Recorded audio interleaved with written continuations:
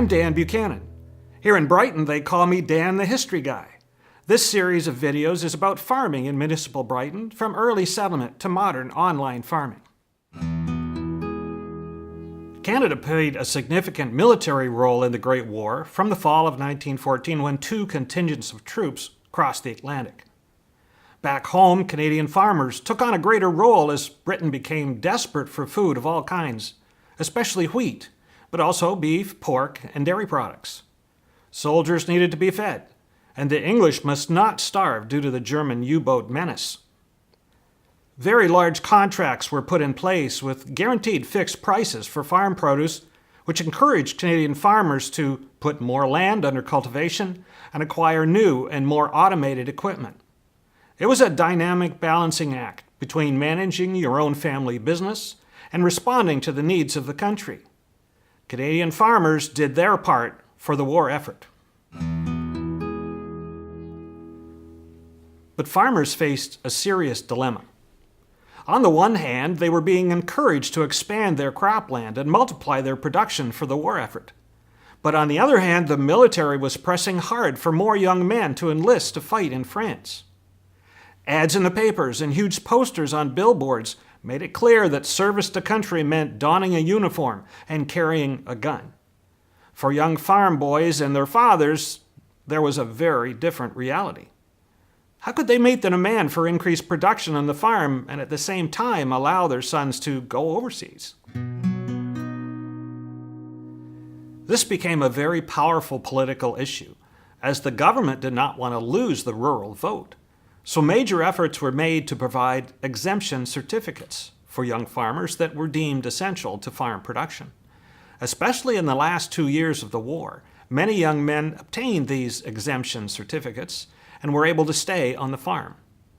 However, you should not think that these exemptions were popular with city folk who saw their sons going off to war.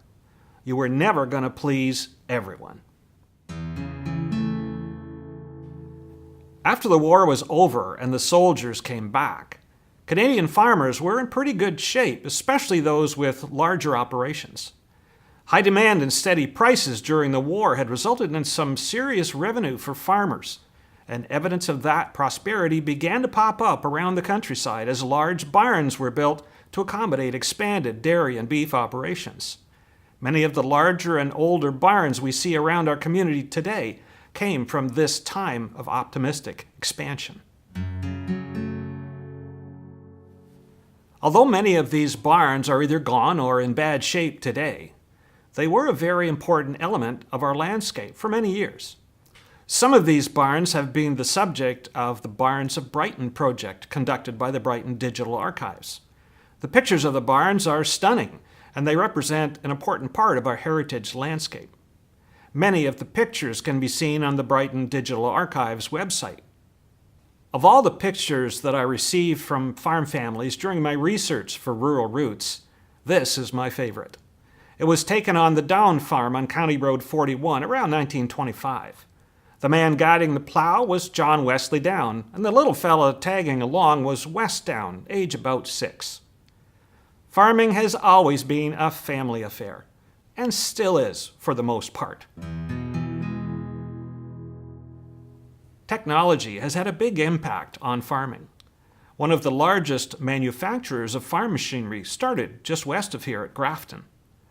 Daniel Massey was an enterprising young man who brought farm machinery with him when he came to settle with his family around 1805. He was no farmer, but took his aptitude for mechanics to a foundry in Newcastle, a sketch of which you see here, and began the Newcastle Foundry and Machine Manufactory.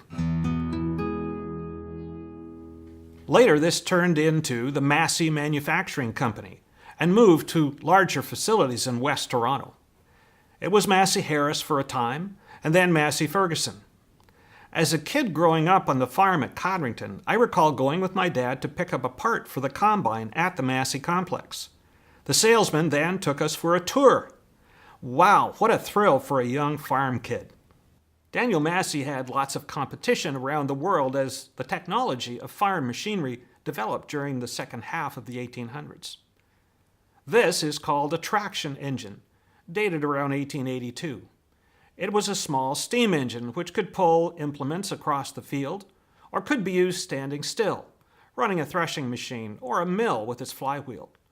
The motivation to reduce manual labor and increase productivity, especially for massive farms in the West, drove the evolution of tractors to greater and greater heights. The internal combustion engine developed later in the 1800s, and by the time of the Great War was powering cars, trucks, and tractors.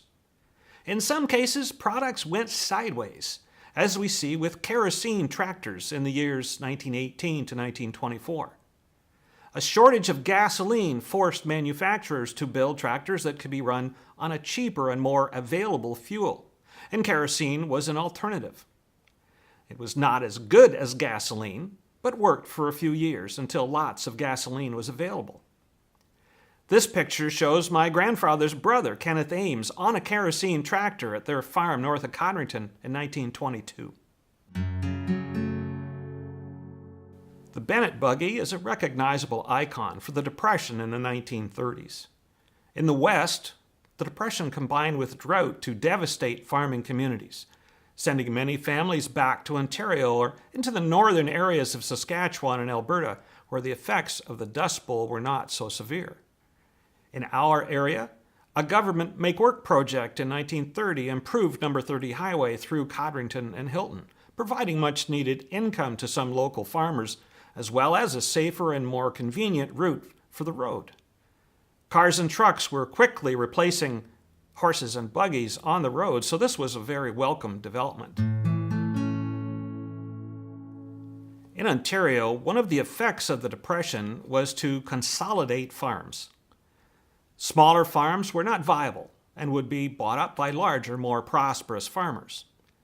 This increased the size of farms and decreased the number of farmers.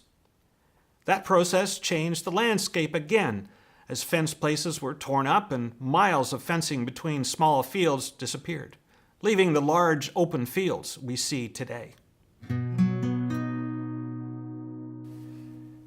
The McCormick Deering 1020 was a very popular tractor in the late 1930s and into the 1940s. These products were more powerful than their predecessors and were coming into the line with what we recognize as a tractor today. But the wheels were still made of steel. This tractor was not meant to be driven on the highway. The Second World War presented serious challenges to Canada and its farmers. Food production was a key issue, as in the First War, but there were many more ways to deal with it now. Lots of exemptions were issued from the start, so the conflict between recruitment and farm production was not nearly so acute. The government provided all sorts of incentives to farmers to put more land into cultivation and hike the level of production, and farmers responded. This comic shows an over-the-back fence discussion where one farmer is saying how he's going to build himself a new barn after the war, and the other is going to buy a new tractor, in both cases due to the investments they had made in victory bonds. My grandfather, Lloyd Ames, who operated the farm north of Codrington where I would later grow up, made a significant investment in a new threshing machine in 1942. This receipt shows that the International Harvester Model 2238 cost $717.45 and included lots of features. It was a steel model, so more modern and hopefully more durable than the traditional wooden models. It also included a feeder and a stacker and a weigher, all attempts to gain every little bit of automation, especially for a farmer who had no sons and needed to pay hired men to help him with the harvest. This looks like progress. Most farmers did not have a degree in engineering, but many were very skilled with tools and machinery. A common habit was to bring new machinery home and then figure out how to fix it, to make it do what you wanted, to improve it. Here is a fascinating picture of Aubrey Wolfe and his self-propelled binder in the later 1940s. He had a conventional binder which was designed to be pulled by a team of horses. He put the binder behind his tractor and installed long rods from his seat on the binder to the steering wheel, the gear shift, and the brakes on the tractor. Believe it or not, this worked. In fact, there was talk of patenting it. But out there in the world, new products were being developed so fast that this ingenious contraption would have been obsolete the day it was made. Massey was making popular tractors, and one of the most common models in the 1950s was the Massey Harris 44. For me, as a kid growing up on the farm, the 44 was a massive hulking beast that Dad and Grandfather liked because it was powerful and flexible compared to earlier models. I recall sitting on the fender, foot on the flywheel, helping Grandfather by packing tobacco in his pipe as he dragged a double disc over a plowed field. This was before power steering, so the steering wheel jumped around drunkenly, and it was my job to grab on tight and let Grandfather take a few seconds to light his pipe without stopping the tractor. Today, it would be called child abuse, but we survived. In the early 1960s, we had a Massey Harris Clipper combine, which my dad and grandfather put through its paces here in a healthy field of wheat to the west of our barn. That was not long after the last run of the old manure spreader and the retirement of Grandfather's beloved team of Molly and Polly. And it was not long before a major construction project turned the old 1870s barn into a modern dairy farming facility. When we are talking about farming, the only thing we know for sure about the future is that things will change. Whether it's the machinery, the buildings, the methods, or the market, farming has always been and remains today a moving target.